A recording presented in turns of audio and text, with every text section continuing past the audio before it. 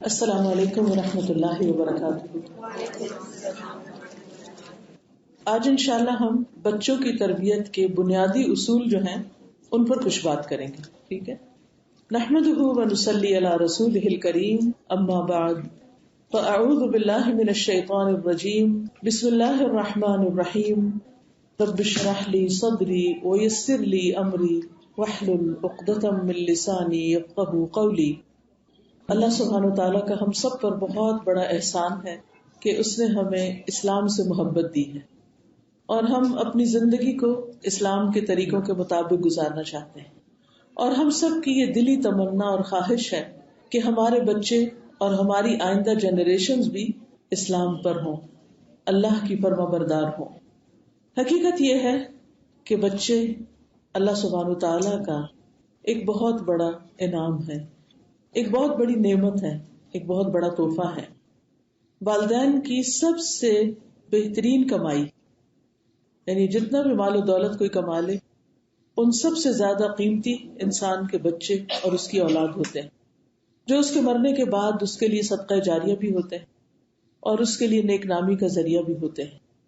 اس لیے بہت ضروری ہے کہ ان کی اچھی سے اچھی تربیت کی جائے تاکہ وہ ہمارے لیے بہت بڑا صدقہ جاریہ بنے، اور پھر اس کے ساتھ ساتھ دنیا میں بھی ہمارے مشن کو، ہمارے طور طریقوں کو، اور خاص طور پر جس دین پر ہم چل رہے ہیں یا جس دین سے ہم محبت کرتے ہیں، اس دین کو آگے پہنچانے والے اور دوسرے لوگوں تک لے جانے والے بنے۔ رسول اللہ صلی اللہ علیہ وسلم نے فرمایا، ان اولادکم من اطیب کسبکم فکلوا من کسب اولادکم، یقیناً تمہاری اولاد تمہاری بہترین کمائی ہے، بس اپنی اولاد کی کمائی میں سے کھاؤ۔ ہم عام طور پر اس کو صرف ظاہری معنوں میں لیتے ہیں کہ وہ کسی خاص جاب پر پہنچ جائیں یا کوئی بزنس کرنے لگے، پھر وہ کمانے لگے تو پھر ہم اس میں سے کھائیں، لیکن اس سے مراد یہ ہے کہ جو بھی وہ اچھے کام کریں گے وہ ہمارے لیے بعد میں صدقہ جاریہ بنیں گے، نیک نامی کا سبب بنیں گے، کیونکہ انسان کے اپنے اعمال تو ہیں ہی، لیکن اس کے اپنے اعمال ملٹی پلائی ہو جاتے ہیں جب وہ اچھی تربیت کے ذریعے اس کی اولاد تک منتقل ہو جاتے ہیں۔ یعنی آپ کے سکھانے سے، آپ کی محنت سے، آپ کی کوشش سے آپ کے بچے جو بھی اچھے کام کریں گے وہ جب تک کریں گے اور پھر ان اچھی ویلیوز کو اپنی اگلی جنریشن میں ٹرانسفر کر دیں گے، تو جب تک آپ کی اس محنت کا اثر ان کے اندر رہے گا وہ آپ کے لیے صدقہ جاریہ ہوگا۔ آپ دنیا سے جا بھی چکے ہوں گے تو بھی وہ آپ کے لیے اجر و ثواب کا ذریعہ رہیں گے، ان کی دعائیں آپ کے حق میں انشاءاللہ قبول ہوگی، کیونکہ آخرت میں نیک اولاد کا فائدہ حقیقی معنوں میں بہت بڑا فائدہ ہے، کیونکہ اللہ سبحانہ وتعالیٰ صرف نیک اولاد کو ماں باپ کے ساتھ جنت میں جمع کرے گا۔ جو اولاد نافرمان ہوگی، جو اولاد دین پر نہیں ہوگی، ان کی ماں باپ کے ساتھ ایک جگہ پر ملاقات نہیں ہوگی بلکہ ان کی وہاں جدائی ہو جائے گی۔ قرآن مجید میں سورۃ الرعد آیت 23-24 میں اللہ تعالیٰ فرماتے ہیں، جنات عدن يدخلونها ومن صلح من آبائهم وأزواجهم وذرياتهم والملائكة يدخلون عليهم من كل باب سلام علیکم بما صبرتم فنعم عقبی الدار۔ ہمیشگی کے باغات، عدن کے باغات جن میں وہ داخل ہوں گے، اور ان کے باپ دادا اور ان کی بیویوں اور ان کی اولادوں میں سے جو نیک ہوئے یعنی جو دین پر باقی رہے، وہ بھی ان کے ساتھ داخل ہوں گے، وہ بھی وہاں اکٹھے ہوں گے، اور فرشتے ہر دروازے سے ان پر داخل ہوں گے اور کیا کہیں گے؟ سلام ہو تم پر، آ کر سلام کریں گے اس کے بدلے جو تم نے صبر کیا۔ کیونکہ اولاد کی تربیت اور خود دین پر قائم رہنا اور پھر مرتے دم تک اس بات کی فکر کرنا، یہ صبر کے بغیر ممکن نہیں۔ سو اچھا ہے اس گھر کا انجام، یعنی جس کو یہ گھر ملا بدلے میں صبر کے، اس کا انجام بہت ہی اچھا ہوا۔ اب دیکھیے کہ ہم میں سے ہر شخص اپنی زندگی کے ہر دن آگے کو بڑھ رہا ہے، دنیا سے دور آخرت کے قریب ہو رہا ہے، موت سے قریب ہو رہا ہے، اور بہت جلد ہم سب اپنے اپنے وقت پر یہاں سے جانے والے ہیں. ہم اپنے ساتھ کیا لے جائیں گے؟ اپنے اعمال. اور پیچھے کیا چھوڑ جائیں گے؟ یا تو مال جائیداد ہوگی، یا پھر نیک اولاد ہوگی، یا پھر دنیا کمانے والی اولاد. تو آپ سوچئے کہ ہماری آج کی محنت زیادہ سے زیادہ کس کام میں لگ رہی ہے؟ مال و دولت جمع کرنے میں، بڑے بڑے گھر خریدنے اور بنانے اور سجانے میں، یا دنیا کی نعمتیں زیادہ سے زیادہ پانے میں، یا پھر اولاد کی ایسی تعلیم و تربیت کہ وہ زیادہ سے زیادہ دنیا کمانے کے ہی بس قابل ہو جائیں، دنیا میں کسی بڑے مقام پر پہنچ جائیں. یا پھر ہمیں اس بات کی کچھ فکر ہے کہ ہم اپنے مال اور اپنی اولاد کے ذریعے اپنی آخرت بنائیں، نہ صرف اپنی آخرت بلکہ ان کی آخرت بھی بنائیں. تو لیس للانسان الا ما سعى، انسان کے لیے وہی ہے جس کی وہ کوشش کرتا ہے. اور انسان کس چیز کی کوشش کرتا ہے؟ جو اس کی تمنا اور خواہش ہوتی، جو اس کی نیت میں ہوتا ہے، جو واقعی اس کی چاہت ہوتی. اگر ہمارے دل کے کسی بھی کونے میں دنیا کی محبت چھپی ہوئی ہے تو پھر کہیں نہ کہیں ہماری توجہ اور ہماری دوڑ دنیا ہی کی طرف ہوگی، چاہے ہم زبان سے جتنے مرضی دعوے کرتے رہیں، لیکن ہماری عملی کوشش اسی کام کے لیے ہوگی. اور اگر ہمارے دل میں آخرت دنیا سے بڑھ کر محبت رکھتی، جو کہ والآخرۃ خیر و ابقیٰ، جو بہتر بھی ہے اور ہمیشہ باقی رہنے والی بھی ہے، تو لازماً پھر ہم اس کے لیے کوشش کریں گے. ہماری تڑپ، ہماری کوشش، ہماری دعائیں اور ہمارے دل کی سب سے بڑی تمنا یہی ہوگی کہ ہم اور ہماری اولادیں آخرت کے امتحان میں کامیاب ہو جائیں اور وہاں کے باغات ہمیں ملے. دنیا میں اگر کم پر بھی گزارا کرنا پڑے تو کوئی بات نہیں. صحابہ کرام جنہوں نے دنیا میں کوئی بڑی بڑی جائیدادیں نہیں چھوڑی لیکن اپنے آپ کو دن رات اللہ کی اطاعت میں لگائے رکھا، وہ اپنے ساتھ کیا کچھ کما کر لے گئے کہ رضی اللہ عنہم ورضوا عنہ، اللہ ان سے راضی ہو گیا اور وہ اللہ سے راضی ہو گئے. سوچئے ہم نے یہاں کتنے دن رہنا، کتنے سال اور کتنے مہینے اور کتنے دن گنے ہوئے ہیں، اور روز ایک ایک دن مائنس ہوتا چلا جا رہا ہے. اور پھر جو کچھ ہمارے پاس ہے وہ یہی رہ جائے گا، ساتھ تو اچھا عمل جائے گا. ان نیک اعمال، اعمال صالح کے لیے ہماری کوششیں کیا ہیں؟ اور پھر کیا ہم نے اپنی اولاد کو اس لیے تیار کیا کہ وہ واقعی ہمارے لیے ہمارے مرنے کے بعد دعا کریں؟ کیا ہم نے ان کو کوئی دعا بھی سکھائی؟ کیا ہمیں اور ہمارے بچوں کو رب ارحمہما کما ربیانی صغیرا آتی بھی ہے؟ اور اگر آتی ہے تو کیا وہ روز پڑھتے بھی ہیں؟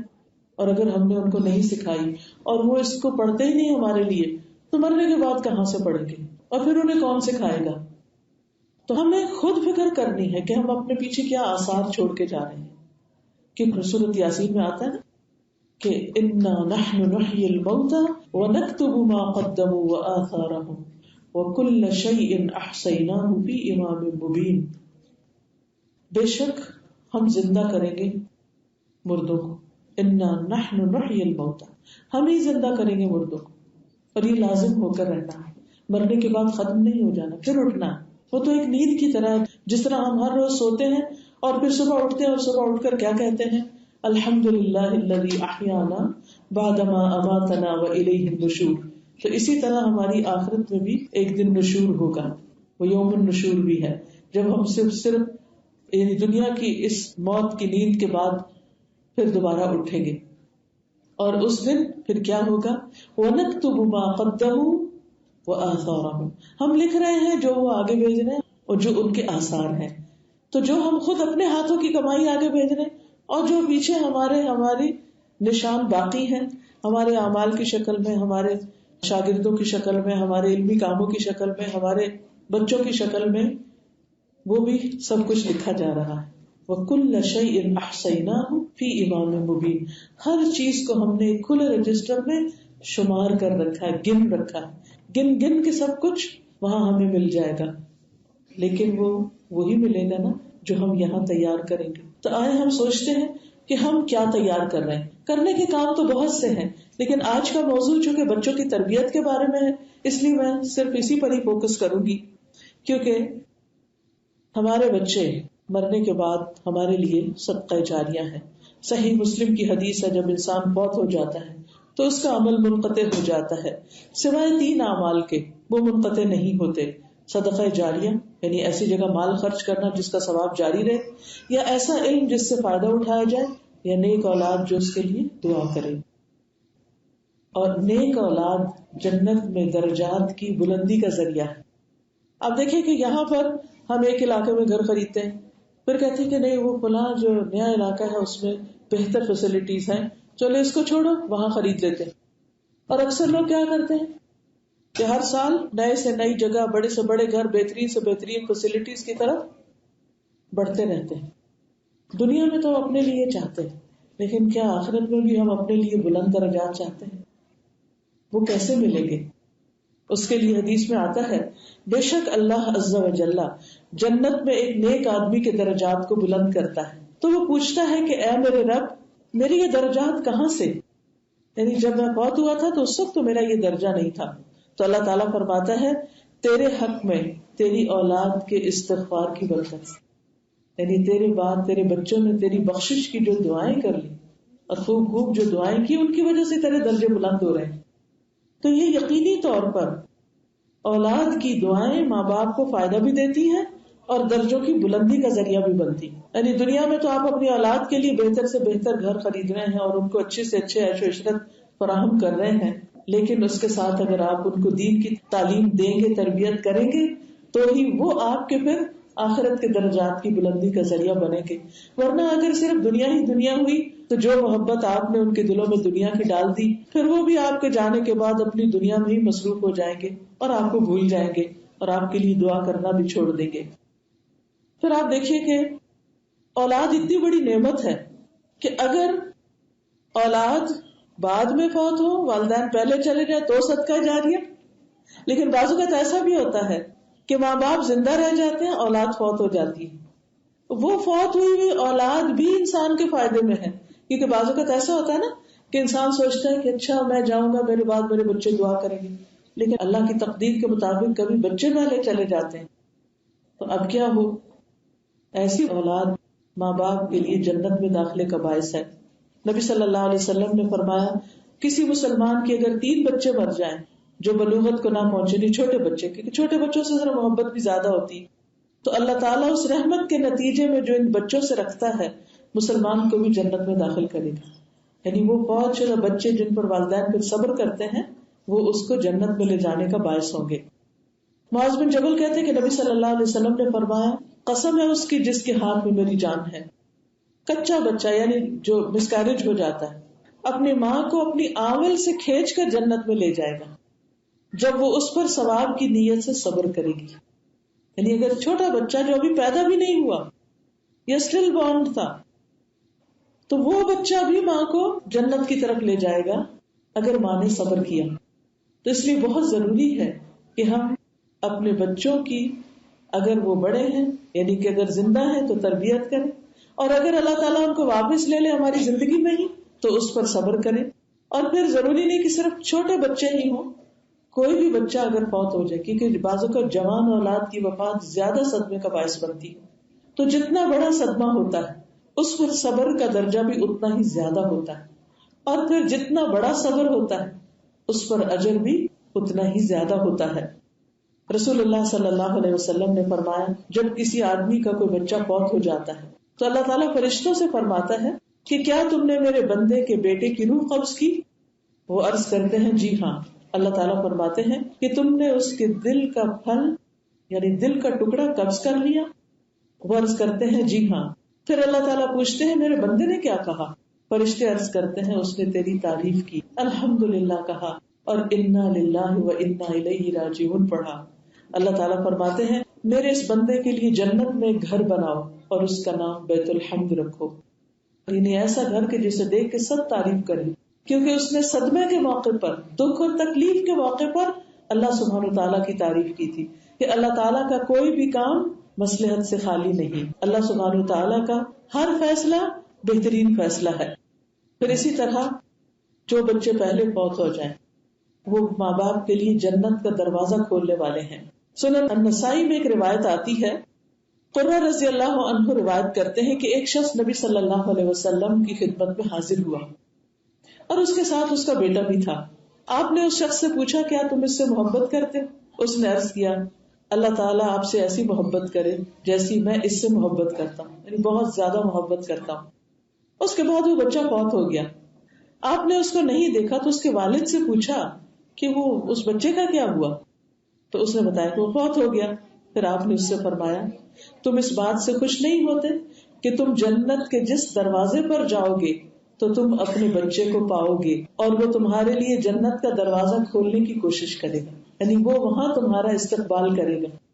تو اس لیے یہ اللہ کی دین ہے جب تک اللہ دے، اور اگر ہمارے بعد بھی وہ رہتے ہیں تو ایسے ہو کہ ہمارے لیے دعائیں کرنے والے ہوں، نیک کام کرنے والے ہوں، انسانوں کی بھلائی کرنے والے ہوں. اور اگر ہماری زندگی میں فوت ہو جائے تو ہمارے لیے اجر و ثواب کا باعث ہو.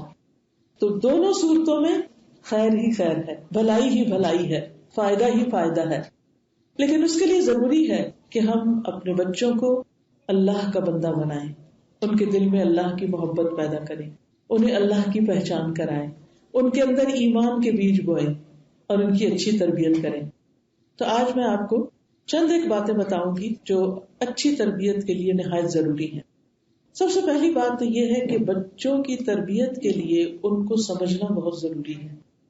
اور بچے چونکہ خاص طور پر ماں کا حصہ زیادہ ہے اس میں بچوں کی تربیت میں، تو ماں اس وقت تک تربیت نہیں کر سکتی جب تک کہ وہ بچے کے مزاج کو نہ سمجھے. اور یہ یاد رکھیے کہ ہر بچے کا اپنا ہی مزاج ہوتا ہے. اگر آپ کے 10 بچے بھی ہیں نا تو وہ 10 مختلف پودے، 10 مختلف طرح کے درخت ہیں جن کی اپنی اپنی ضرورت، ان کا اپنا اپنا ایک طریقہ ہے. ہم اس بات کو بھول جاتے ہیں کہ ہر بچہ الگ ہے. اپنے بچوں میں سے بھی ہر بچہ الگ ہے، اور پھر ہمارے بہن بھائیوں کے بچوں سے بھی وہ مختلف ہیں، اور وہ اپنے کلاس فیلوز سے بھی مختلف ہیں، اور وہ اپنے ایج فیلوز سے بھی مختلف ہیں.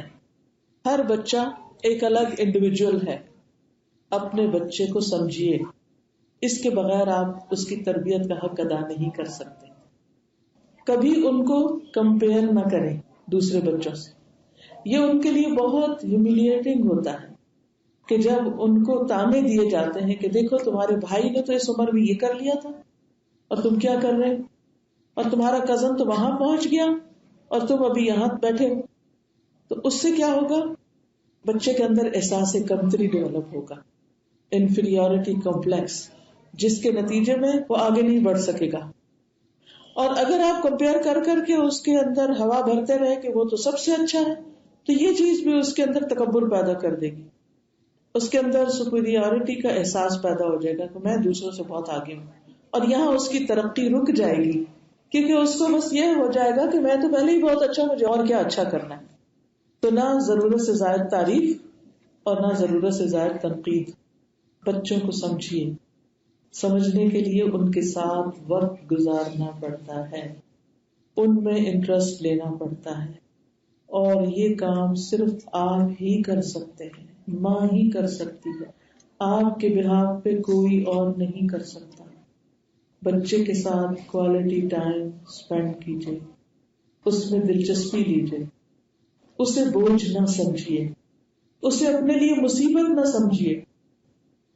اس کی پیدائش پر خوش ہو جائیے، اس پر غصہ نہ کیجیے، اسے خوشی سے ایکسپٹ کیجیے. اگر اس کے اندر کچھ کمی کوتاہی ہے اس کے سمیت اس کو ایکسپٹ کیجیے، کیونکہ اللہ نے وہ آپ کو دیا نا، وہ جیسا بھی دیا اللہ نے دیا آپ کو، اس پر راضی رہیے. تو پہلی بات بچوں کو سمجھنا.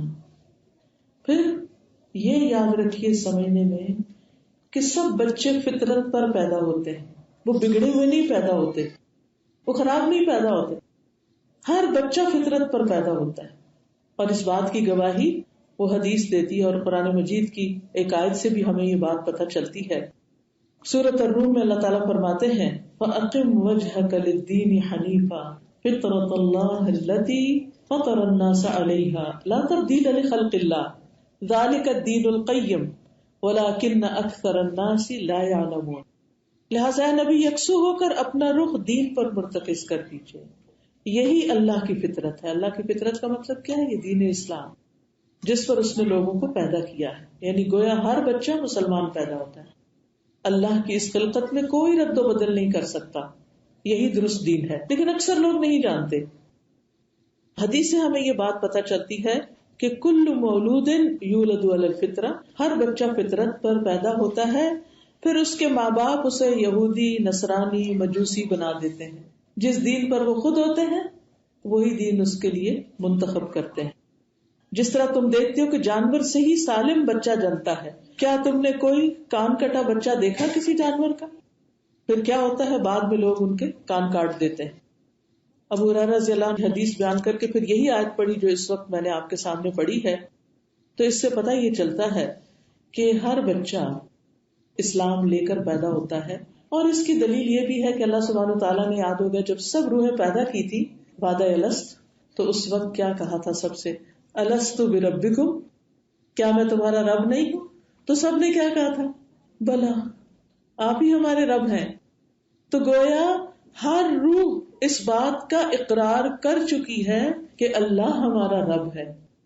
یہ ہر بچے کی فطرت میں ہے، یہ اس کے اندر موجود ہے.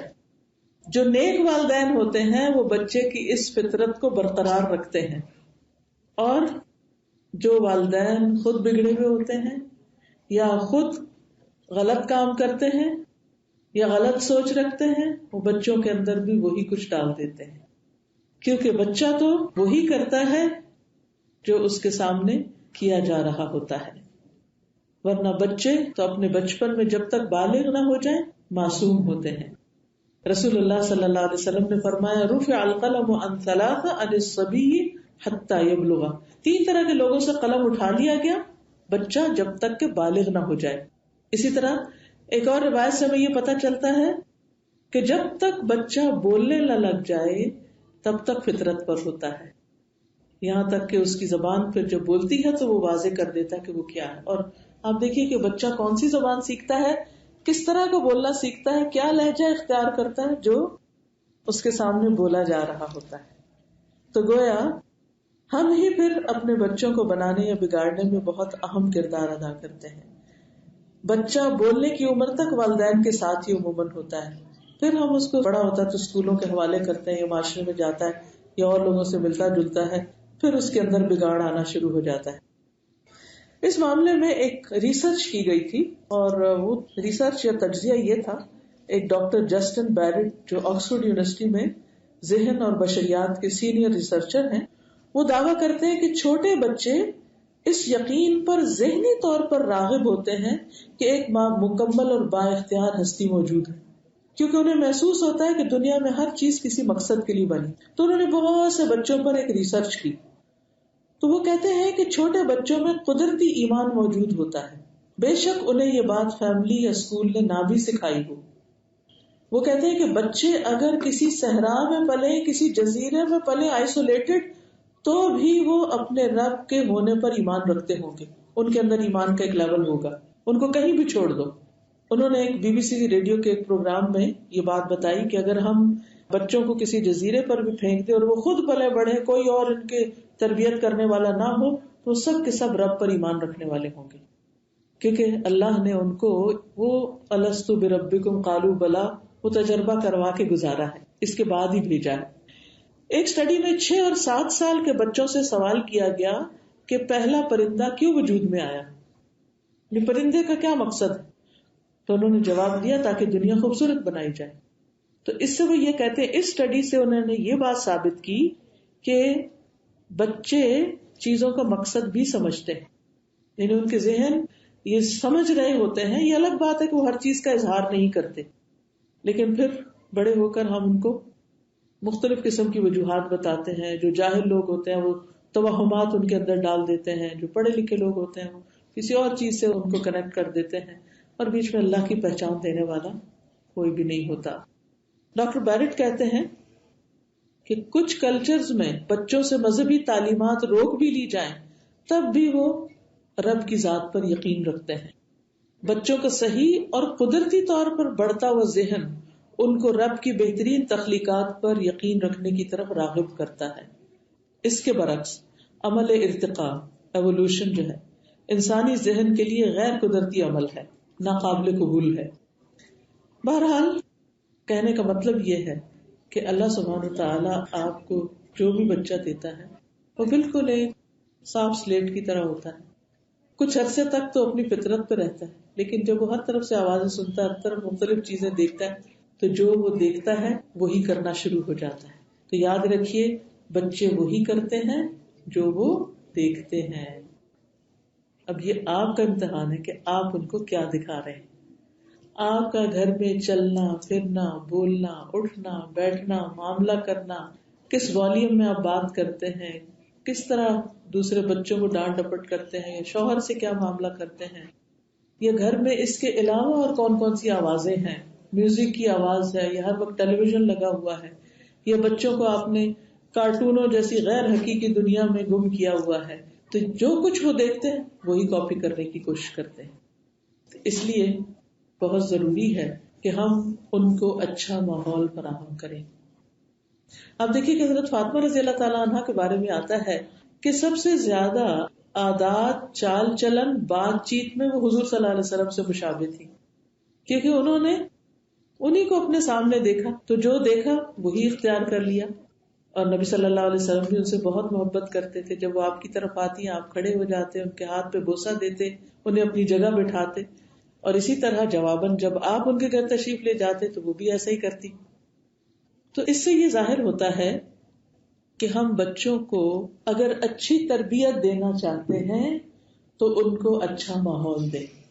اچھا ماحول دینا لازم، گھر پر بھی دیں، اچھا اسکول منتخب کریں، ان کو مسجد لے کر جائیں، روحانی ماحول میں لے کر جائیں. گھر کے اندر ایک روحانی ماحول بھی رکھیں جس میں قرآن کی تلاوت بھی ہو، جس میں اچھی باتیں بھی ہوں، جس میں دین کی تعلیم بھی ہو، اور اس کے علاوہ ان کے دوست بھی اچھے ہوں، کیونکہ بچے وہی ہو جاتے ہیں جو ان کے دوست ہوتے ہیں.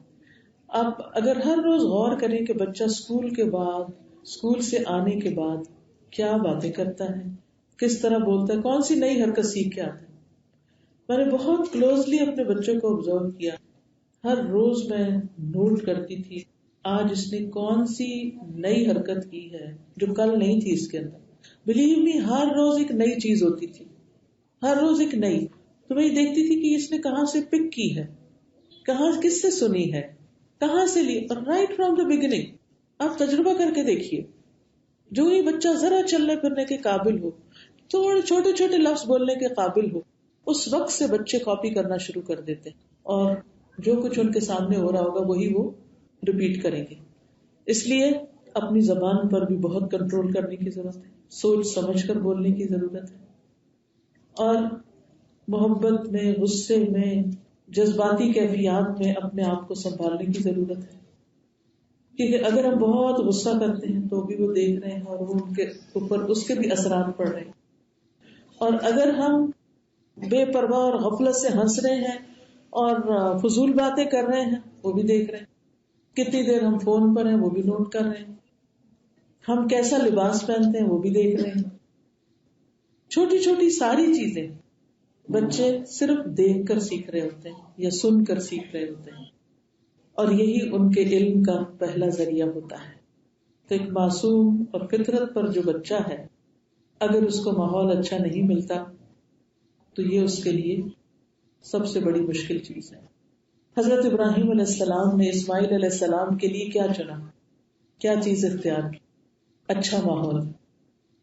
سورۃ ابراہیم آیت 37 میں کہتے ہیں ربنا انی اسکنت من ذریتی بواد غیر ذی زرع عند بیتک المحرم ربنا لیقیموا الصلاة فاجعل افئدة من الناس تہوی الیہم وارزقہم من الثمرات لعلہم یشکرون.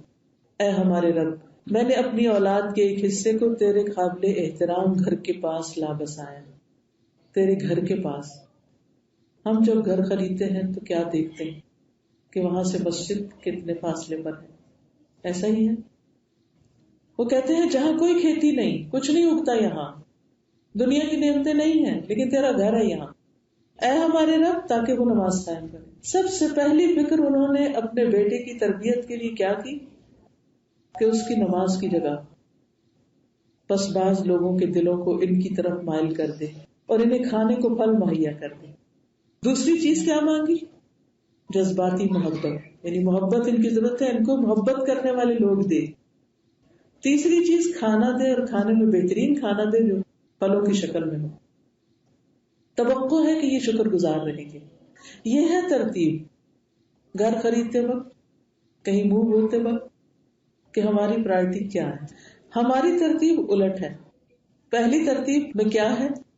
کھانا پینا، اور پھر اس کے بعد آس پاس کی کمیونٹی کیسی، اور پھر یہ کہ مسجد ہے تو ٹھیک، نہیں بھی تو کوئی بات نہیں، کہیں رینٹ کر لیں گے تو جمعہ ہی پڑھنا ہے. 5 وقت کی نمازیں تو نہ بھی ہوئی تو خیر، اتنی مصروف زندگی ہے کینیڈا میں، یہاں نمازیں کون پڑھتا ہے ہر وقت. لیکن ہم سب کو یہ بھی یاد رکھنا چاہیے کہ کتنے دن ہم یہاں، کب تک رہیں گے یہاں، کتنے سال، کتنا عرصہ.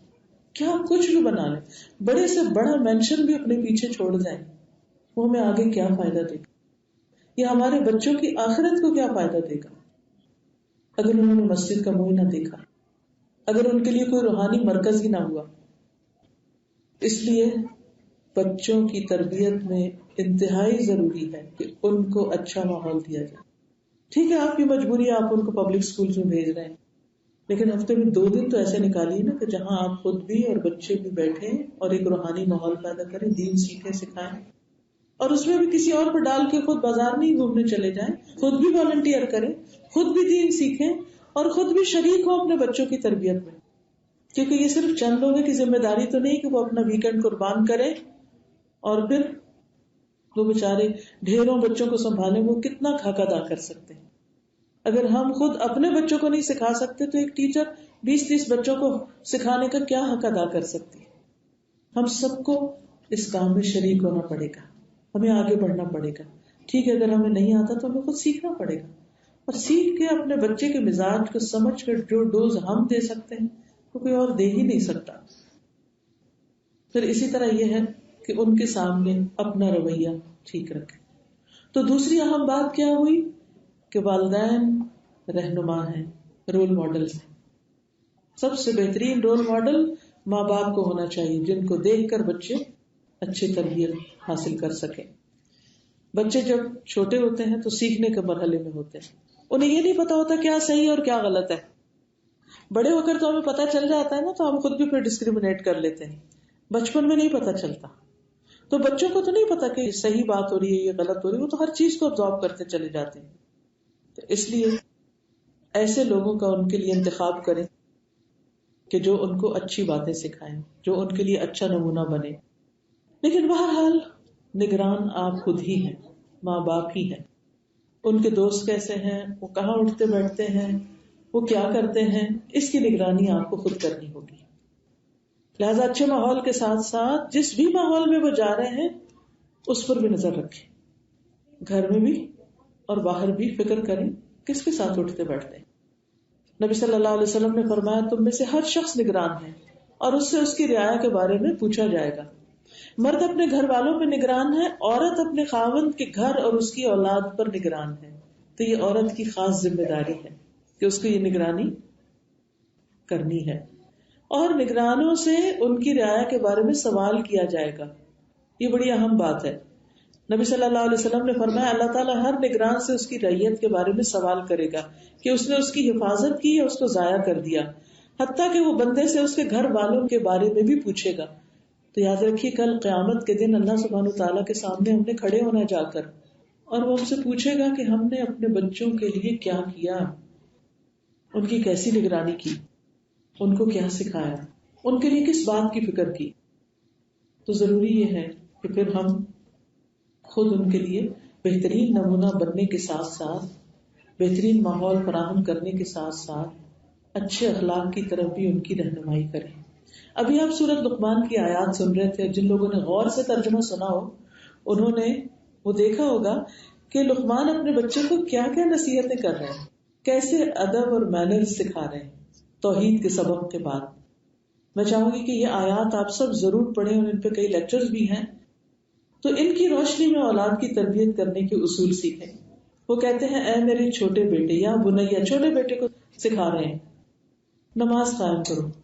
پہلا کام نیکی کا حکم دو، برائی سے روکو. سبحان اللہ، امر بالمعروف اور نہی عن المنکر. چھوٹا بچہ اور اس مصیبت پہ صبر کرو جو تمہیں پہنچے.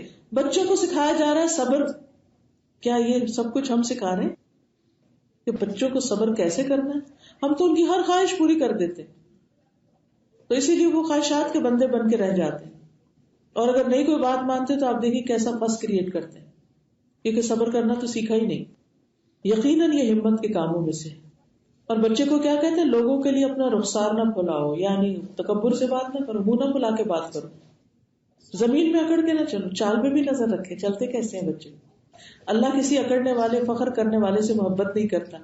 اپنی چال میں درمیانہ روی رکھو، اپنی آواز نیچی رکھو. بچوں کو چیخنے چلانے نہیں دینا، ان کو آہستہ آواز میں بولنا سکھانا ہے. بے شک سب آوازوں سے بری یقیناً گدھوں کی آواز ہے. پھر بچوں کو اپنے ساتھ اچھے کاموں میں شریک کریں، ان کے ساتھ مل کے اچھے اچھے پروجیکٹس کریں. حضرت ابراہیم علیہ السلام نے کس کے ساتھ مل کے کعبہ بنایا تھا؟ صرف 2 لوگ تھے، ابراہیم اور ان کے بیٹے اسماعیل.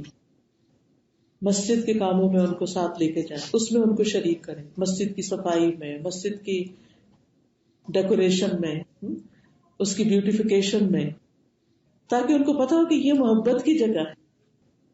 پھر اسی طرح چاہے وہ اسکول سے کچھ سیکھ کر آئیں، چاہے وہ اسلامک اسکول سے سیکھیں، مدرسے سے سیکھیں، مسجد سے سیکھیں، کسی بچوں کے پروگرام سے سیکھیں، خود بھی ان کو ضرور کچھ نہ کچھ سکھائیں، کیونکہ آپ کے لیے صدقہ جاری ہے وہ بننا جو آپ نے سکھایا.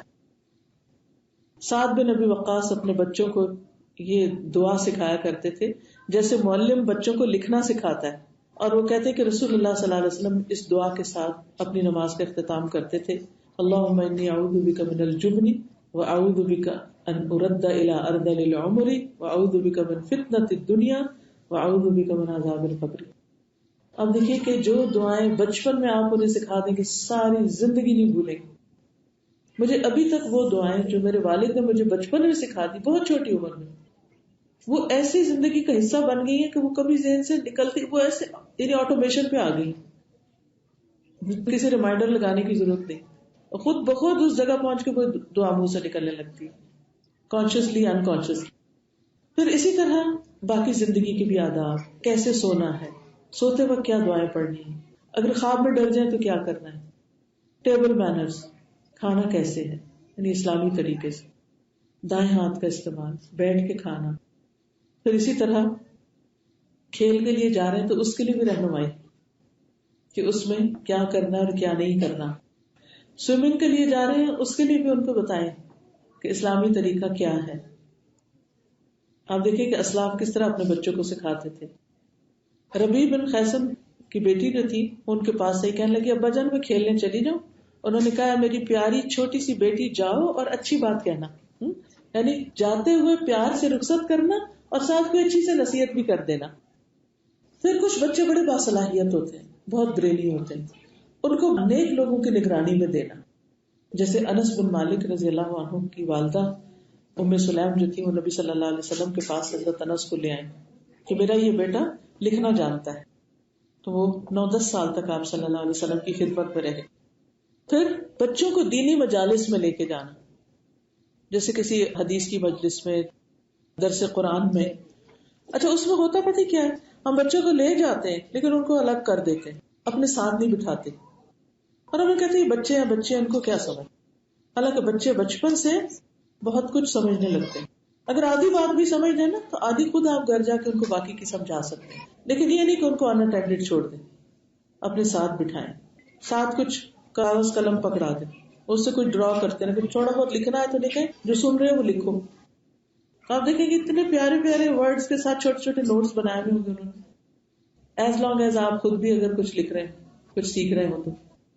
انس بن مالک کہتے ہیں کہ محمود بن ربیع نے مجھے حدیث بیان کی.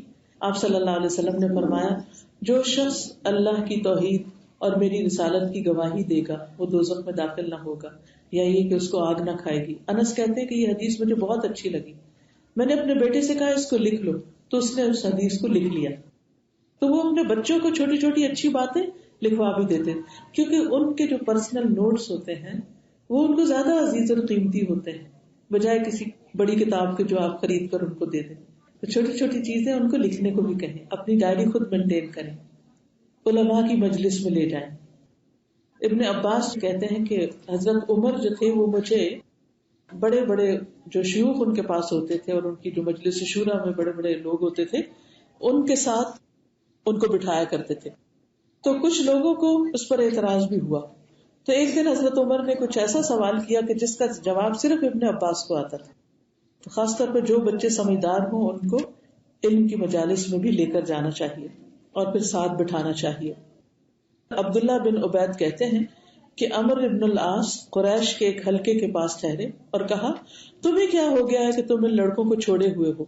ایسا نہ کرو، یعنی بچوں کے ادھر ادھر بھاگنے دوڑنے کے لیے مت چھوڑ دو، ان کے لیے مجلسوں میں وسعت پیدا کرو، مجلسوں میں بچوں کے لیے جگہ بناؤ، انہیں حدیثیں سناؤ اور سمجھاؤ، کیونکہ یہ کم عمر ہیں اور قریب ہے کہ یہ بڑی عمر کے ہو جائیں. جس طرح تم چھوٹے تھے اور آج تم بڑے ہو، اسی طرح کل یہ بڑے ہو جائیں گے، تو ان کو سکھاؤ. تیسرا اصول، بچوں کی پرورش میں شفقت اور نرمی، ہمدردی، تاکہ آپ کے ساتھ ان کی ایک بانڈنگ، وہ آپ پر ٹرسٹ کریں، وہ اپنی مشکلات اور مسائل میں آپ کی طرف رجوع کریں، آپ کے پاس آئیں، آپ سے شیئر کریں. کس قدر دکھ کی بات ہے نا کہ بچے اپنے ماں باپ سے کچھ بات نہ دل کی کہہ سکے اور کسی اور کو ڈھونڈے اپنی باتیں سنانے کے لیے. اور ایسا کب ہوتا ہے؟ جب ہم بچے کو ہر بات پہ ڈانٹ دیتے، اس کو ٹانٹ کرتے، اس کو نکما اور سخت سست کہتے، وہ اتنا ڈر جاتا ہے نا اسے باپ سے. اکثر ماں تو پھر حوصلہ کر لیتی ہے لیکن باپ میں بعض اوقات بالکل حوصلہ نہیں ہوتا. میں چھوٹی چھوٹی بات پر بچوں سے بعض اوقات بہت غصہ کر لیتے، اور نتیجہ کیا ہوتا ہے؟ باپ بچوں سے، یعنی بچے باپ سے ڈسٹینس پہ چلے جاتے ہیں. ماں کے پاس پھر بھی آ جاتے ہیں کیونکہ ماں کے اندر پھر نرم گوشہ ہوتا ہے، بہت سی چیزیں کور کر دیتی، باپ نہیں عموماً کرتے. اب کیا ہوتا ہے کہ وہ ڈسٹینس بڑھنا شروع ہو جاتا ہے. اس سے باپ بھی دکھی رہتے ہیں کہ بچے دور ہو گئے، لیکن حل اس کا یہ نہیں کہ آپ صرف کڑتے رہیں اور جو کچھ بچے غلط کریں اس کا بھی وبال ماں پہ ڈالیں اور ماں کو آگے کر دیں یا ماں کو ہی ذمہ دار قرار دیں. ایکولی دونوں کی ذمہ داری ہے. لیکن یاد رکھیے اگر آپ بچوں کے ساتھ ہمدردی اور شفقت اور محبت کا سلوک کریں گے تو وہ آپ پر ٹرسٹ کریں گے، آپ کے پاس آئیں گے، پھر آپ ان کی تربیت کر سکیں گے. حضرت انس کہتے ہیں کہ رسول اللہ صلی اللہ علیہ وسلم اپنے گھر والوں اور بچوں پر لوگوں میں سب سے بڑھ کے رحم کرنے والے تھے. نبی صلی اللہ علیہ وسلم کی بہت بڑی خوبی تھی کہ وہ ان لوگوں کا خیال رکھتے تھے جن کو وہ اپنے ساتھ لے کے چلتے تھے، ان کی کیئر کرتے تھے، ان کے ساتھ نرمی اور شفقت کا سلوک کرتے تھے، اور خصوصاً بچوں کے ساتھ. اور آپ نے ایسی عورتوں کی تعریف کی کہ جو بچوں کے ساتھ شفقت کرتی ہیں. آپ نے فرمایا قریش کی عورتیں جو ہیں سب سے بہترین ہیں کیونکہ وہ سب سے زیادہ اپنے بچوں کے ساتھ شفقت اور نرمی کرتی ہیں. اب آپ دیکھیے کہ یہ شفقت اور نرمی چھوٹی عمر سے بھی اور بڑے ہو کر بھی، ایسا نہیں کہ جب بڑے بچے ہو جائے تو ان کو محبت نہیں چاہیے ہوتی، ان کو بھی چاہیے ہوتی ہے. نبی صلی اللہ علیہ وسلم کہ اپنے بچے تو فوت ہو گئے تھے اور حضرت فاطمہ تو بڑی ہو گئی تھی، بیٹیاں بھی فوت ہو گئی تھی، تو حضرت ام سلمہ کی جو بیٹی زینب تھی آپ اس کو پیار سے زینب کہہ کے بلاتے تھے اور بار بار انہیں پکارتے. بچوں کو چومتے تھے آپ، حضرت حسن اور حسین کو اپنی گود میں بٹھا لیتے، ان کو کس کرتے، انہیں دعائیں دیتے، انہیں خوش کرتے، ان کے ساتھ کھیلتے، ان کے جذبات کا خیال رکھتے. جب آپ سجدہ کرتے اور وہ آپ کی پیٹھ پہ بیٹھتے تو آپ سجدہ لمبا کر دیتے تھے. پھر اسی طرح حضرت اسامہ کو ایک دفعہ چوٹ لگ گئی تو آپ صلی اللہ علیہ وسلم نے خود ان کا منہ دھلایا. آپ فرماتے ہیں کہ اسامہ اگر لڑکی ہوتا تو میں اس کے ساتھ بہت اچھا کرتا، اس کو زیور پہناتا، اس کو تحفے دیتا، یعنی اس کو لاڈ کر رہے تھے اس کے. پھر آپ بچوں کے ساتھ کھیلتے بھی تھے جیسے پکڑن پکڑائی. ایک دفعہ آپ صلی اللہ علیہ وسلم اپنے دوستوں کے ساتھ کہیں تشریف لے جا رہے تھے تو راستے میں حضرت حسین نظر آئے تو آپ نے سب کو چھوڑا اور ان کو پکڑنے لگے تو وہ آگے بھاگنے لگے. پھر آپ صلی اللہ علیہ وسلم نے ان کو ایک دم پکڑ لیا، ان کو گلے سے لگایا، ان کے ایک ہاتھ تھوڑی کے نیچے رکھا، ایک سر کے پیچھے رکھا اور ان کو کس کیا اور پھر اس کے بعد ان کو چھوڑ دیا. عام طور پر ہم جب تھوڑا دین پڑھ لیتے ہیں یا تھوڑے بزرگ ہو جاتے ہیں تو پھر بچوں کے ساتھ بچوں والا سلوک نہیں کرتے اور اس سے بھی بچے پھر وہ دور ہو جاتے ہیں. بچے جس بھی عمر کو پہنچ جائیں ان کے ساتھ محبت کا سلوک. حضرت فاطمہ جو تھی ان کی شادی ہو گئی تھی، پھر بھی جب وہ آتی تو نبی صلی اللہ علیہ وسلم ان کو پیار کرتے تھے، ان کے ماتھے پہ چومتے تھے. بچوں کی عزت کریں، خصوصی عزت اور محبت کا معاملہ کریں. نبی صلی اللہ علیہ وسلم حضرت فاطمہ آتی تو اٹھ کے کھڑے ہو جاتے تھے. آپ دیکھیے کہ ہم تو صرف بڑوں کے لیے، ہم تو بڑوں کے لیے بھی نہیں کھڑے ہوتے. سچ بات، ہم کہتے نہیں یہ دین میں منع ہے کسی کے لیے کھڑے ہونا. وہ منع ہے اس وقت جب کوئی خود تقاضا کرے کہ میری عزت کرو، یا کسی کے اپنے دل میں خواہش ہو تو وہ چیز منع ہے. لیکن نبی صلی اللہ علیہ وسلم کا طرز عمل کیا بتاتا ہے؟ جب ایک قوم کے سردار ہے تو آپ نے فرمایا قوموا لسیدکم، اپنے سردار کے لیے اٹھو، استقبال کرو. کیونکہ اس سے محبت اور احترام بڑھتا ہے. پھر حضرت فاطمہ آتی تو آپ ان کے لیے کھڑے ہو جاتے. آپ تشریف لے جاتے، حضرت فاطمہ بیٹھی تو اٹھ کے کھڑے ہو جاتے. کیا آج ہمارے بچوں میں یہ مینرز ہیں؟ ہم توجہ کے ساتھ ان سے ملتے، ہم ان کا استقبال کرتے. میں نہیں کہتی کہ ہر وقت روز اگر گھر میں بچے رہتے تو ہر وقت ان کے لیے کھڑا ہونا ممکن نہیں، لیکن جو بچے شادی ہو کے یا پڑھنے چلے جاتے ہیں کہیں کام کاج، تو گھر آئیں تو ان کو ویلکم کریں، انہیں پتہ چلے ہماری ایک امپورٹنس ہے، ہمارے ماں باپ ہم سے محبت کرتے ہیں، یہ ہمارا گھر ہے. پھر بڑے بچوں کے پاس بیٹھے. آپ دیکھیں کہ نبی صلی اللہ علیہ وسلم حضرت فاطمہ کی شادی کے بعد بھی ان کے گھر جاتے تھے. ایک مرتبہ گئے تو وہ بستر میں لیٹ چکے تھے، وہ اٹھنے لگے تو آپ نے فرمایا نہیں تو اپنی جگہ پر لیٹے رہو. پھر آپ صلی اللہ علیہ وسلم ان کے ایک طرف حضرت علی، دوسری طرف حضرت فاطمہ، آپ بیچ میں بیٹھ گئے اور آپ نے اپنے پاؤں لمبے کر لیے. حضرت علی کہتے ہیں کہ آپ کے پاؤں کی ٹھنڈک اب تک مجھے اپنے سینے میں محسوس ہوتی. سردی کا موسم ہوگا اور بالکل آپ اسی بستر پر ساتھ ان کے بیٹھ گئے، اور پھر ان کو آپ نے تسبیحات سکھائیں کہ 33 دفعہ سبحان اللہ پڑھتے تھے جب انہوں نے غلام کا مطالبہ کیا تھا. چوتھا اہم اصول یہ ہے کہ بچوں کو ان کی حدود بتائیں کہ وہ کیا کر سکتے کیا نہیں کر سکتے. ان کے لیے کچھ رولز بنائیں، لمٹس رکھیں، کیونکہ بعض اوقات ہم محبت اور ہمدردی میں حد سے بڑھ جاتے ہیں، ان کی غلط چیزوں کو بھی صحیح کہنے لگتے ہیں. کچھ حدود اللہ نے رکھی ہیں ہم سب کے لیے، وہ بڑوں کے لیے بھی ہیں بچوں کے لیے بھی. وہ ہے حلال اور حرام کی. کوئی حرام کھانا نہیں، کوئی حرام دوستی نہیں، کوئی حرام کام نہیں. ان پر واضح کریں کہ اللہ نے کیا کیا حرام کیا ہے، ان کو بتا دیں. اور پھر گھر کے اعتبار سے بھی کچھ حدود متعین کریں کہ گھر میں کیا کر سکتے کیا نہیں کر سکتے. بس 2-3 بچے ہیں تو بعض اوقات یہ ہوتا ہے کہ ایک بچہ جا کے اس کی چیز اٹھا لیتا ہے، وہ ناراض ہوتا ہے، وہ لڑائی، وہ جھگڑا، وہ فساد. نہیں، سب بچوں کو بٹھا دیں، بٹھا کے ان کو بتا دیں کہ کس کی کیا لمٹ ہے، کس نے کیا کرنا اور کیا نہیں کرنا. اس گھر کے اصول رول کے، جیسے بچے اسکول جاتے ہیں پہلے دن ان کو کلاس روم رول بتا دیے جاتے ہیں کیا کرنا ہے کیا نہیں کرنا. گھر میں بھی اسی طرح ان کی حدود متعین کریں. اور بچپن سے ہی ادب سکھائیں، اور بچپن کا ادب فائدہ دیتا ہے. عمر گزرنے کے بعد تو ایسے ہی جیسے نرم ٹہنیاں پھر سخت درخت بن جائیں، سخت تنے بن جائیں تو پھر ان کو مڑنا بہت مشکل ہے. اکھڑ تو جائیں گے لیکن مڑیں گے نہیں. بچپن سے ہی توحید سکھائیں ان کو، ان کے دل میں اللہ کی محبت، معرفت اور ڈر پیدا کریں. اللہ تعالیٰ کے احکامات کی حفاظت کریں. آپ دیکھیں کہ عبداللہ بن عباس جو تھے نبی صلی اللہ علیہ وسلم کے ساتھ ایک دفعہ سواری پر تھے. آپ نے ان سے فرمایا اے لڑکے میں تجھے چند کلمات سکھا رہا ہوں، اللہ کے احکام کی حفاظت کرو، اللہ تمہاری حفاظت کرے گا. یعنی آپ ان کو حدود بتا رہے تھے، اللہ کے احکام کی حفاظت کرو، اللہ تمہاری حفاظت کرے گا. اللہ کی حفاظت کرو تم اسے اپنے سامنے پاؤ گے. جب تم مانگو اللہ سے مانگو، اللہ سے مانگو. جب وہ آپ سے بھی کوئی مطالبہ لے کر آئے، ہمیں جوتا چاہیے، ہمیں فلاں چیز چاہیے، کہتے اللہ سے مانگو. اس وقت بھی کیا کریں؟ انہیں کہیں کہ دیکھو اللہ سے دعا کرو اللہ تعالیٰ ہمیں دے. بچے بعض اوقات مطالبہ کرتے ہمارا گھر بہت چھوٹا ہے، بڑا گھر لینا، کہ اللہ سے مانگو. کوئی بھی چیز، گاڑی چاہیے، یہ گاڑی نہیں وہ گاڑی چاہیے. بچوں کے شوق ہوتا ہے نا گاڑیوں کا، انہیں بیٹھنے سے زیادہ ماڈل کا شوق ہوتا ہے. آگے اللہ سے مانگو، اللہ دے گا. یعنی ہر چیز میں، ضرورت میں، حاجت میں ان کی توجہ اللہ کی طرف کر دیں.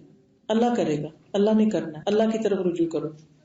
نبی صلی اللہ علیہ وسلم نے ان کو سکھایا جان رکھو، اگر ساری دنیا مل کے تمہیں کوئی فائدہ دینا چاہے تمہیں کوئی فائدہ نہیں دے سکتا جب تک کہ اللہ نہ چاہے. جو اللہ نے تمہارے لیے لکھ دیا وہی ملے گا. اور سب مل کے تمہیں کوئی نقصان دینا چاہے کوئی نقصان نہیں دے سکتا سوائے اس کے جو اللہ نے تمہارے لیے لکھ دیا. قلم اٹھا لیے گئے، صحیفے خشک ہو گئے. بچپن سے ہی تقدیر کا مسئلہ سمجھا دیا، جو تمہارے مقدر میں وہ ملے گا. کتنا ریلیکس کر دیتا ہے انسان کو یہ بات. پریشانی ختم ہو جاتی کہ وہ تو مل کے ہی رہے گا. وہ لالچ ہی ختم ہو جاتا ہے. انسان کوشش کرتا ہے لیکن لالچی نہیں رہتا، ہرس نہیں رہتی اس کو. پھر سکون سے بیٹھا ہوتا ہے جو میرا رزق ہے وہ کسی کے حصے میں نہیں جائے گا. ورنہ آپ دیکھیں کہ بچوں کو چھینا، جھپٹی، آگے پیچھے، یہ مجھے مل جائے. وہ ہرس اور لالچ جو ہے نا وہ بچپن سے شیطان ان کے دل میں ڈال دیتا ہے. پھر اسی طرح بچپن سے ہی ان کو 7 سال کی عمر سے نماز سکھانے کا، کیونکہ جندب کہتے ہیں جب بچہ 20 گننے لگ جاتا تو سلف اس کو نماز سکھانا شروع کر دیتے تاکہ 7 سال میں پھر پڑھنے کے قابل ہو جائے، اور 10 سال میں تو سزا بھی دیتے. پھر مغرب کے وقت گھر سے نہیں نکلنے دینا، کیونکہ صاف حدیث ہے جب رات شروع ہو یا رات کا اندھیرا چھا جائے تو بچوں کو روک لو. پھر اسی طرح ایک دفعہ حضرت حسن اور حسین کھجوروں سے کھیل رہے تھے تو ان میں سے ایک بچے نے کھجور منہ میں ڈال دی جو صدقے کی تھی، تو آپ نے اس کے منہ سے نکال لی اور فرمایا کہ تمہیں نہیں پتا کہ آل محمد پہ صدقہ حرام ہے. ویسے وہ کھجور حلال تھی لیکن صدقے کی تھی تو آپ نے کھانے نہیں دی. تو بچے کو یہ بھی بتائیں کہ کون سا اللہ کا مال ہے جو ہم نے نہیں لینا. بعض اوقات ایسا ہوتا ہے نا کہ بچے کو چیریٹی پروجیکٹس کر رہے ہوتے ہیں، اس وقت ان کو بہت اچھی طرح بتانے کی ضرورت ہے کہ اس میں سے ہمارا کوئی حصہ یا حق نہیں ہے. پھر اسی طرح لباس کی حد بندی، لباس کی لمٹس بتائیں، تم کیا پہن سکتے ہو کیا نہیں پہن سکتے. پھر اسی طرح بچوں کے آپس میں سونے جاگنے ان چیزوں کی لمٹس بھی بتائیں. 2 بچے ایک بیڈ پہ نہیں سوئیں گے جب 10 سال کے ہو جائیں. گھر میں داخلے کی حد بندی کی، کلاس کون سا ٹائم ہوگا جو تم گھر میں آؤ گے. پھر گفتگو کے آداب، مجلس میں بیٹھنے کے آداب. مسجد جانے سے پہلے گھر سے بتا کے جائیں ہم مسجد جا رہے ہیں اور مسجد میں کیسے رہتے ہیں. یہ نہیں کہ جب مسجد میں آئے تو وہ بھی ڈانٹ رہا ہے وہ بھی پکڑ رہا ہے اور وہ بھاگے چلا جا رہا ہے. پہلے سے یہ اللہ کا گھر ہے، درود شریف پڑھو، اللہ کا ذکر کرو. پھر اسی طرح بچوں کے اندر ڈیسیژن پاور پیدا کریں، ان سے ڈیسیژن کروائیں. اور یہ کیسا ہوگا؟ مشورہ کرنے سے. چھوٹی چھوٹی چیزیں میں ان سے مشورہ کریں، کیا پکایا جائے، سیر کے لیے کہاں جائیں. تو اس سے کیا ہوگا کہ ان کا ذہن کام کرے گا اور پھر وہ اتنا کانفیڈنٹ فیل کریں گے کہ ہم بتا سکتے ہیں، اور کبھی ایک بچے کی بات مانی جائے کبھی دوسرے کی بات مانی جائے. پھر اس کے بعد یہ ہے کہ غلطیوں پر احسن طریقے سے اصلاح، تاکہ اصلاح ہو. یعنی غلطی پر صرف اپنی فرسٹریشن نہیں نکالنی کہ تم نے یہ کیا کیوں، ناراضگی اور ڈانٹ ڈپٹ اور لان تان اور ملامت اور پھر اس کے بعد جا کے سو گئے. نو، اس سے مسئلہ نہیں حل ہوگا. جو ہو گیا نا ہو گیا. غصہ کرنے کے نہیں، اب غصہ کرنے سے کوئی فائدہ نہیں. بعض لوگ تو مار پیٹ شروع کر دیتے ہیں، بعض لوگ تو اور اسی طرح ان کو تانے دے دے دے کے ساری زندگی تانے دیتے چلے جاتے ہیں. نو، ہمارے دین اس کی اجازت نہیں دیتا، چاہے اپنا بھی بچہ ہو. غلطی ہو محبت سے سمجھائیں، غلطی بدلنے کا مشورہ دیں کہ آئندہ نہیں کرنی، بس غلطیوں سے سیکھیں.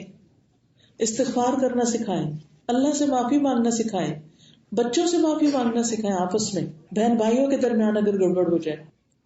یعقوب علیہ السلام نے کیا کیا تھا جب ان کے بیٹوں نے یوسف علیہ السلام کو پھینک دیا تھا کنویں میں، اور بعد میں جب معاملہ کھل کے سامنے آ گیا تو بچوں نے کہا کہ یا ابانا استغفر لنا ذنوبنا انا کنا خاطئین، ابا جان ہمارے لیے گناہوں کی بخشش مانگی، ہم بڑے غلط کار تھے. تو انہوں نے کیا کہا؟ تانے دیے؟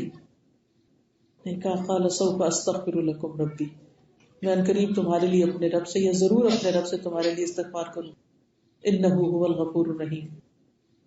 اور پھر آپ دیکھیے کہ جہاں گنجائش ہو انہیں گنجائش دی جائے. یعنی بعض اوقات کچھ چیزیں غلطی سے ہی آئیں گی، چھوٹی چھوٹی غلطیاں کریں گے. مثلا آپ بچے کو گلاس نہیں اٹھانے دیتے، نہیں توڑ دے گا. کھانا خود نہیں نکالنے دیتے، خود ہی ڈال ڈال کے دیتے، بڑے بڑے ہو جاتے خود ڈال ڈال کے دے رہے ہوتے. بعض لوگ تو چمچیاں منہ میں دے رہے ہوتے. بچوں کو کوئی کام خود کرنے ہی نہیں دیتے. کیوں؟ غلطی کرے گا، کرے گا، گرائے گا، توڑے گا، اس کے بعد نہیں بھی توڑے گا نہیں بھی گرائے گا تبھی سیکھے گا. تو اس کو سکھانے کے لیے بہت ضروری ہے کہ آپ اسے غلطی کرنے دیں، گنجائش دیں جہاں گنجائش ہو. حضرت انس کہتے ہیں کہ نبی صلی اللہ علیہ وسلم نے کبھی مجھے یہ نہیں کہا تم نے ایسا کیوں کیا اور ایسا کیوں کیا، اور اگر کسی کام کو میں نے چھوڑ دیا تو انہوں نے یہ نہیں کہا کہ تم نے ایسا کیوں نہیں کیا. پھر اسی طرح غلط کام پر بعض اوقات اعراض برتیں، دیکھ کر خاموشی اختیار کریں، اپنی نظروں سے سمجھائیں، خاص طور پر جب بچے چھوٹے، اپنے رویے سے سمجھائیں جب تک کہ وہ اصلاح نہ کر لے. جیسے نبی صلی اللہ علیہ وسلم اپنے گھر والوں کے بارے میں جب ان کو پتا چلا تھا کسی نے کوئی غلط بیانی کی ہے تو آپ اس سے بات نہیں کرتے تھے جب تک کہ وہ توبہ نہ کر لیتا. تو بچوں کو پتا ہونا چاہیے کہ ماں باپ کن باتوں کو ایکسپٹ نہیں کریں گے. چہرے سے ناراضگی کا اظہار کر سکتے ہیں لیکن یہ نہیں کہ دنوں ہی موڈ آف رکھے اور بول کے نہ دیں، اس سے اصلاح نہیں ہونے کی. کیونکہ بچے پہ ڈیڈ ہو جائیں گے، تو ہے ہی ایسے، انہوں نے یہی کرنا، چلو ہم بھی اپنی انجوائمنٹ کہیں اور ڈھونڈتے ہیں. پھر اسی طرح اگر غیر شرعی کام کریں تو اس وقت سختی بھی کر سکتے ہیں. پھر بچوں کی عمر کے مطابق ان پر ذمہ داری ڈالیں. بچے اسلام کے پودے ہیں. اللہ تعالیٰ دین میں ایسے پودے لگاتے رہیں گے، حدیث میں آتا ہے، جنہیں اپنی فرما برداری میں استعمال کریں گے. لہذا بچے کی ایج کے مطابق اس کو لکھنا پڑھنا، اس سے کام کاج اور اس پہ ذمہ داریاں ڈالتے چلے جائیں. اس کے لیے آپ کو خود پتا ہونا چاہیے کہ کس ایج میں کیا ذمہ داری ڈال سکتے ہیں، کب ان کو باقاعدہ ایجوکیشن دینی ہے، ان کا قرآن کب شروع کرنا ہے، کب ان کو اس کا معنی سمجھانا ہے، کب ان کو نماز سکھانی ہے. اس سب کی بھی باقاعدہ پلاننگ ہونی چاہیے. کس ایج میں پہنچ کر کس وقت بچہ کیا کرے گا. پھر اسی طرح یہ ہے کہ ان میں خود اعتمادی پیدا کریں دعائیں دے کر. جب وہ کہنا ہم نہیں کر سکتے، ہم سے یہ کام نہیں ہوگا، کچھ بچے ہوتے ہیں وہ بہت پیچھے پیچھے رہتے ہیں، ڈرتے ہیں، آپ ان کو انکریج کریں کہ یہ ہوگا. کیونکہ جو سچی آپ کی تعریف ہوگی، مخلصانہ تعریف ہوگی، اس سے ان کے اندر اعتماد پیدا ہوگا.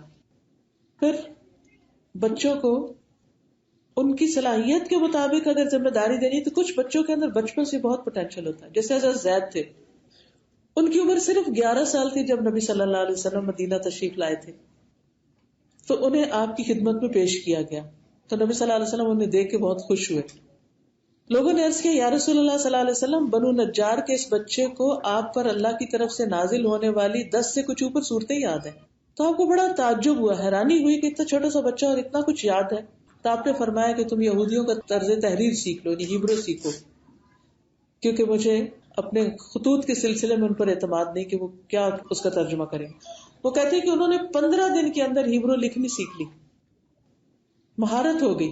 پھر وہ نبی صلی اللہ علیہ وسلم کو ان کے خط پڑھ کے بھی سناتے اور جواب بھی لکھ کر دیتے. پھر حفظ قرآن کی وجہ سے چھوٹے سے چھوٹے بچے کو امام بنایا جا سکتا ہے، خاص طور پر تراویح وغیرہ میں. اس سے بھی ان کے اندر ہمیشہ کے لیے قرآن کی محبت پیدا ہوگی. پھر اگر وہ باصلاحیت ہو تو کم عمر ہونے کے باوجود آپ ان کو بتائیں کہ آپ تو بہت رسپانسبل ہیں، آپ تو یہ بھی کر سکتے ہیں، یہ بھی کر سکتے ہیں. آپ دیکھیے کہ نبی صلی اللہ علیہ وسلم نے حضرت اسامہ کو 17 سال کی عمر، صرف اونلی 17، ٹین ایجر تھے، ایک لشکر کا سردار بنا کر بھیجا جس میں حضرت ابوبکر اور حضرت عمر وغیرہ بھی تھے. پھر اسی طرح بچوں کو اللہ کی محبت دلائیں، دین کی محبت دلائیں، ڈرائیں نہیں زیادہ. ڈر بھی پیدا کرنا ہے لیکن لیٹر آن. ان کو قرآن کی صورتیں یاد کرائیں، ان کو دعائیں یاد کرائیں، ان کو قرآن کے سلسلے میں ذمہ دار بنائیں. آپ دیکھیے کہ نبی صلی اللہ علیہ وسلم زید بن ثابت کو جو چھوٹی عمر کے تھے، ٹین ایج بچے تھے، ان کو بلا کر انہیں کہتے تھے کہ وہی لکھو. یعنی کتنی اہم چیز سے جو اللہ کی طرف سے نازل ہو رہا ہے کلام، اس کو لکھوانے کا معاملہ تھا، کوئی معمولی خط نہیں. اور وہ قلم دوات اٹھا کے آتے اور بیٹھ کر وہ لکھتے جو آپ صلی اللہ علیہ وسلم ان سے لکھواتے. تو اگر چھوٹے بچوں میں بڑا کام کرنے کی صلاحیت ہے تو ان کو پیچھے نہ کریں، یہ چھوٹا ہے ابھی نہیں. اگر وہ کر سکتے ہیں تو ان کو موقع دیں، آگے بڑھائیں. حضرت عائشہ رضی اللہ تعالیٰ صرف 9 سال کی تھی جب وہ نبی صلی اللہ علیہ وسلم کے گھر تشریف لائیں، اور کس طرح انہوں نے آپ صلی اللہ علیہ وسلم سے بہت کچھ سیکھا اور پھر آگے امت کو سکھایا. تو بچوں کو چھوٹا سمجھ کر صرف ان سے بچوں والی ہی باتیں نہ کرتے رہیں، بلکہ ان کو اہمیت دیں حتیٰ کہ وہ میچور ہو جائیں اور ہمارے لیے بہترین صدقہ جاریہ بنائیں. اختتام پر یہی بات دوبارہ کروں گی کہ بچوں کو اپنے لیے اپنی بہترین کمائی سمجھیں. وہ آپ کے لیے دنیا میں بھی راحت کا باعث ہے اگر اچھی تربیت ہوئی، وہ آپ کے مرنے کے بعد بھی آپ کے لیے صدقہ جاریہ، اور اگر آپ کی زندگی میں ان سے آپ کو کوئی صدمہ پہنچے تو وہ بھی آپ کے لیے جنت میں لے جانے کا باعث ہے. اس لیے قیمتی ترین سرمایہ ہے، ان کو وقت دیں. تھوڑی آمدنی پہ گزارا کر لیں لیکن بچوں کو وقت دیں. اللہ تعالی ہم سب کو عمل کی توفیق عطا فرمائے. وآخر دعوانا ان الحمد للہ رب العالمین. سبحانک اللہم وبحمدک، اشہد ان لا الہ الا انت، استغفرک واتوب الیک. جی کوئی بات آپ کرنا چاہیں، کچھ کہنا چاہیں تو؟ جیسے آپ کہہ رہے بچوں کو ریسپانسبلٹیز دیں، بچپن سے جی تو ان کو جیسے کچن میں بھی مینج کرنا چھوٹے چھوٹے ٹاسک. جی ہاں، چھوٹے چھوٹے ٹاسک جیسے کچن میں مینج کرنا اور اسی طرح کے گھر کے کاموں میں ساتھ ملانا، کیونکہ کچھ مائیں ہوتی ہیں بہت پرفیکشنسٹ، وہ کہتی تم اندر بیٹھو میں خود ہی سارے کام کروں، کیونکہ اس کا کچن خراب ہو جائے گا. ان سے لانڈری دھلوائیں، سیدھی کروائیں، کپڑے طے کروائیں، چھوٹے چھوٹے ٹاسک دیں ان کو. کانفیڈنس آتا ہے جب بڑے جی ہوتے ہیں. بالکل. السلام علیکم.